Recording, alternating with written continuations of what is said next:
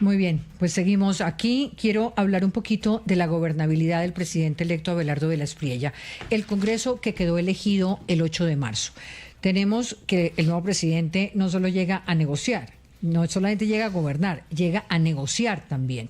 El Congreso elegido quedó fragmentado en al menos 4 grandes bloques. Tengo acá los 2 candidatos que pasaron a la segunda vuelta, pues obviamente tenían que establecer con quién iban a gobernar. Hoy les voy a contar cómo están las fuerzas. La izquierda tiene un núcleo en el pacto histórico que en el Senado pasó de 20 a 25 curules, que es el mejor resultado histórico, sumados a los 10 de la Alianza Verde y En Marcha, o sea que el bloque progresista podríamos decir que está sobre los 35 votos en Senado.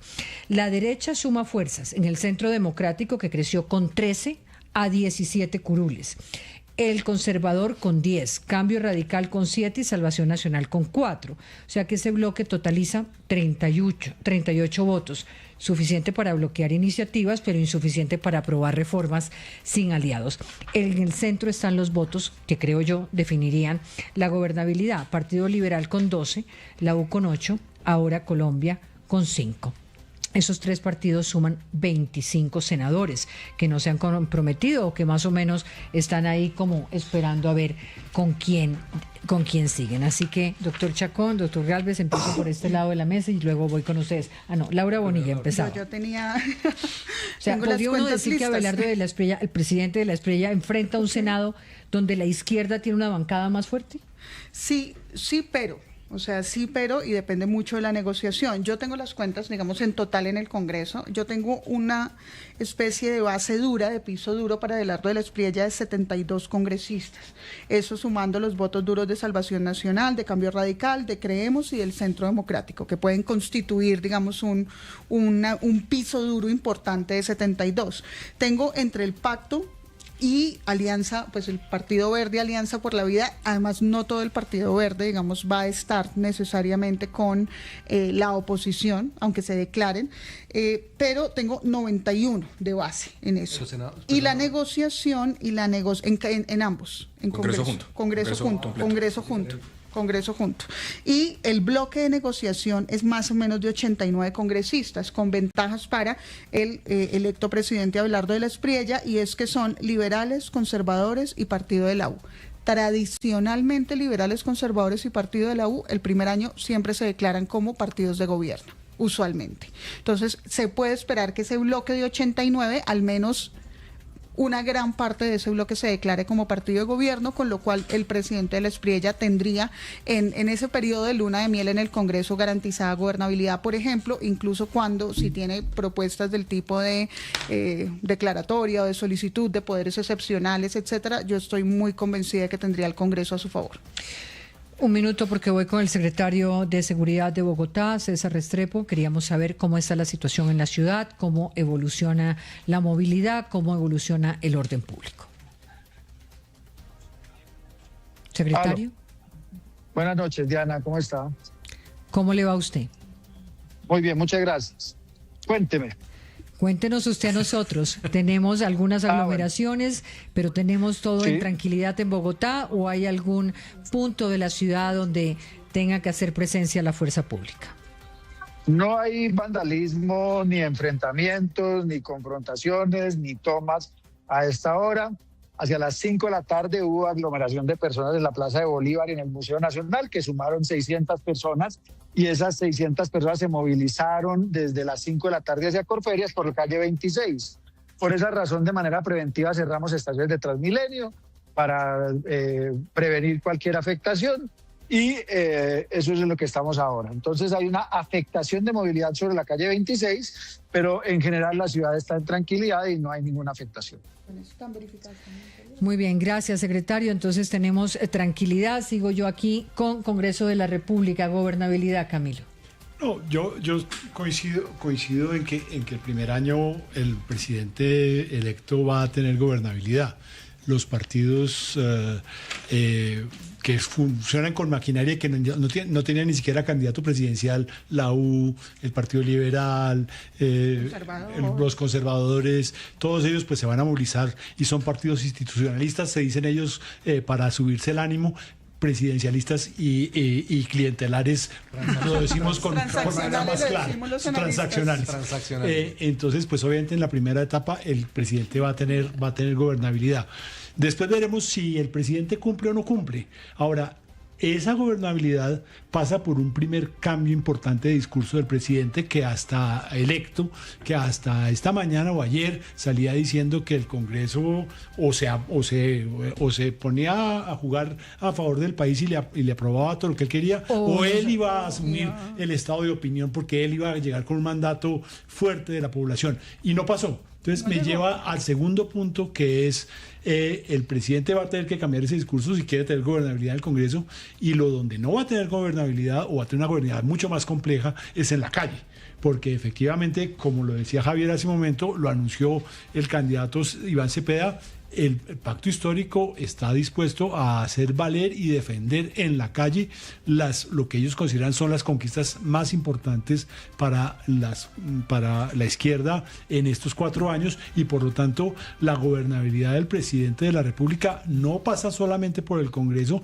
en el cual necesita cambiar de actitud, sino pasa por la calle, donde la va a tener aún más difícil, más con el 49% de los votos, no el 50%. La gobernabilidad social muy difícil. Importantes. Uno, en efecto, pero piensa que en todo caso, yo no estoy tan seguro en esas cuentas, sobre todo porque cada cámara se debe ver por aparte. Digamos, ver las dos cámaras juntas en las sumas y restas no es lo correcto, porque fíjense lo que le ha pasado a Petro. Petro ha gobernado con los conservadores, los liberales, la U, los verdes, ¿sí? Citrep, que de las 16 solo uno en los pasados 4 años no estuvo con el gobierno. Llegan 25 de coaliciones regionales, muchas de coaliciones que dependen de muchas cosas, que pueden o no estar con él, porque los que llegan también están pensando en las elecciones de octubre para poner alcaldes, gobernadores el próximo año. Entonces ahí hay un elemento importante que analizar. Y para quienes amamos la democracia pluralista, pues nos parece sensacional este resultado, porque es un Congreso que eventualmente está dividido en muchos sentidos, no gana pues aplastantemente, por lo tanto va a tener que hacer esfuerzos. En una democracia, eso es lo bueno de la democracia, digámoslo así. Pero hay un elemento que acaban de señalar que es valioso. Abelardo de la Espriella no es un candidato que llegue solo simplemente por unos acuerdos entre unos sectores. Llega con unas bases cohesionadas, que también han demostrado salir a la calle. Y en Colombia también se han venido desarrollando unos anticuerpos a la violencia, al terrorismo, al vandalismo en medio de las protestas. Lo hemos visto en Medellín. ¿Y esos anticuerpos qué son? La gente que sale a no dejar ni terrorismo, Vamos a igualar protesta y vandalismo. Claro, yo lo que dije es que la calle se va a movilizar. De acuerdo, pero lo que hemos visto en muchas movilizaciones, y no me lo pueden negar, pues porque aquí está documentado que quemaron policías vivos. La Constitución establece la manifestación pacífica y en buena hora. No vayamos a ese debate. Lo que quiero entender es qué es lo que usted cuando llama fueron a vandalizar la casa de Álvaro Uribe. Entonces la gente se organizó y salió a defenderla. Cuando han salido a pintar digamos, ¿no cosas, le parece que el peor de los escenarios sería una calle movilizada, una calle con un y el otro anticuerpo 49% no sacrifiquen al mensajero? Yo les Absolutamente. estoy transmitiendo, yo no estoy diciendo que eso está bien y que es positivo y que hay que aplaudirlo. Lo que les estoy diciendo es que el país de ahorita no es el país del 2019, del Pero 2021. hoy con el tono de Iván Cepeda en su discurso, yo no lo veo. Sí, porque yo Iván tampoco. Cepeda, como bien mencionamos, bajó el discurso. Pero estoy de acuerdo. ¿Qué sería el escenario ideal? Cepeda termina siendo el candidato que llega al Congreso a liderar al pacto histórico como el líder de la oposición. Pero, Claro. hay un factor. No me digas Petro. Gustavo Petro. Claro. Ya iba a Hay un factor decir que se Petro. llama Gustavo Petro. ¿Quién va a ser el líder de la oposición? Porque si es Cepeda, hoy lo vimos y lo veremos en el Congreso haciendo oposición, liderando ese bloque de izquierda, lo cual en una democracia es lo más sano. Pero el problema es que si el que va a Pero asumir también el la liderazgo... responsabilidad Pero no le estás solamente dando- es del opositor, Exacto, sino del el que gobierno, gana. El gobierno. claro. Porque Primero. así como le exigimos al líder, que era Petro en ese momento, que Le se exigiremos- comportara, le pues también exigiremos le vamos a exigir al al nuevo presidente. presidente electo que genere las condiciones de Pero, tranquilidad Diana, no hay que para que negar- eso no pase. No hay que negar que Abelardo está recogiendo sentimientos por eso les digo, Claro. de muchas personas, por muchas razones. Y él es el que tendría que saber cómo canalizarlos, ¿no? Pues mire, Ahora, es que yo también creo lo va que a ahí es canalizar, donde Diana. está el Espéreme, debate. por favor, Mire, también escucho lo va a a Galvez. canalizar que en esta mesa hace 4 años nadie en esta noche hubiera pedido, al futuro no podíamos ver al Partido Conservador siendo un partido de Gustavo Petro declarándose un partido de gobierno. Correcto. Hoy lo que estamos viendo es, ¿tiende Puentes Abelardo Lasprilla, hoy presidente? Sí lo sabe entender. Tanto así que hoy lo hizo elegirse presidente de la República. Vamos a ver. Y eso va a ser muy relevante porque ahorita se viene una reforma tributaria y se viene un plan nacional de desarrollo. Y para escrutinio rápido, Diana, que es muy importante. Los colombianos no crean que hoy nos dormimos y el escrutinio empieza mañana. El Esa es la ya noticia. empezó. Ya estamos en un 59.29% del escrutinio mensual a la registraduría y la aplicación es súper transparente. Impresionante lo que se está registrando en este momento. O sea, para que sepan ustedes, el preconteo en este momento está con la única comprobación posible y real, que es lo que se llama el escrutinio. Y ya va en el 59%, con lo cual, si en la anterior elección duró 4 días, podríamos estar hablando de máximo 2 días. La en registraduría dice que 2 Colombia. días puede ser. Máximo 2 días, o sea que en buena Pero hora eso- por el registrador. Pero Thierry Weiss tiene opinión. Ay, nos olvidamos de Terry, qué horror. Thierry. No, tranquilo. Dos cositas, Diana. Primero, la gobernabilidad se construye. Yo no descartaría que el presidente... domingo. ¿Me escuchan? Sí, Sí, lo Terry. escuchamos. Yo no descarto que el presidente electo Abelardo de la Espriella pueda construir esa gobernabilidad. Parte de lo que le dificultó la gobernabilidad a Gustavo Petro fue que quizás intentó unas reformas que eran muy radicales para el momento, que eran de pronto demasiado pasadas de lo que estaría dispuesto a aceptar el Congreso, y eso debilitó y deterioró mucho su gobernabilidad. En la medida en que Abelardo de la Espriella no quiera ser tan radical, pues a lo mejor va a poder construir unas alianzas en el Congreso que le permitan hacer cosas en ese primer año. Y sobre lo del escrutinio yo quiero decir lo siguiente: a mí me parece muy importante, y lo voy a decir de la manera más franca posible, que los que estamos en este mundo del análisis, de la opinión, también hagamos un llamado a que en efecto el oficialismo respete esos resultados. Está bien, tienen derecho a esperar el escrutinio, hace parte del proceso, tienen derecho a impugnar mesas, hace parte del proceso, todo eso es válido, pero que eso no se convierta en la primera etapa de un proceso que desemboque en poner en tela de juicio estos resultados que tradicionalmente han sido muy confiables en la política colombiana. Y llego a esta conclusión porque, si bien me parece relevante el precedente que cita el doctor Cristo del plebiscito por lo cercano que estuvo esa votación, ese precedente del plebiscito también ojalá no sea relevante por otra razón, y es que para buena parte del país ese resultado fue desconocido, y en gran medida esta polarización de la que estamos hablando hoy tiene un origen importante en ese momento de la historia reciente colombiana. Entonces, está bien que se agoten los recursos que existen legítimos para que tengamos absoluta claridad acerca de cuál fue el resultado de hoy, en particular siendo que fue tan cercano, pero que eso sea lo que se haga, que eso no sea parte de un proceso que se quiera utilizar, que se quiera instrumentalizar para eventualmente llevarnos a una situación a un vacío de entendimiento acerca de quién ganó. Porque un poco los comentarios del presidente antes de la jornada de hoy, como ustedes bien saben, lo llevan a uno a tener esa sospecha, a tener ese temor.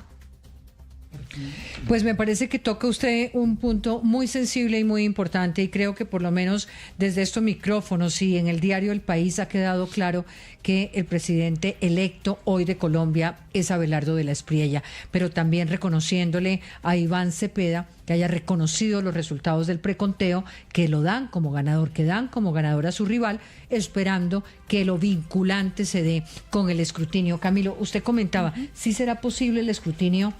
Digamos, 2 días sería, si ya empezó, tendríamos mañana, al Claro, finalizar la noche, porque un escrutinio. Es que lo que pasa es que la cifra que se da es el avance de las mesas que no están impugnadas. Sí. Entonces, claro, el candidato Iván Cepeda anunció que iban a impugnar 33.000 mesas, que son el 26 o 27% del total de las mesas en el país. Por lo tanto, vamos a llegar muy seguramente a un escrutinio que llegue fácilmente al 72 o 73% de las mesas, pero faltará el proceso de impugnación y de conteo voto a voto en esas 33.000 mesas, por lo cual yo no estaría tan optimista de que el martes tengamos un escrutinio finalizado.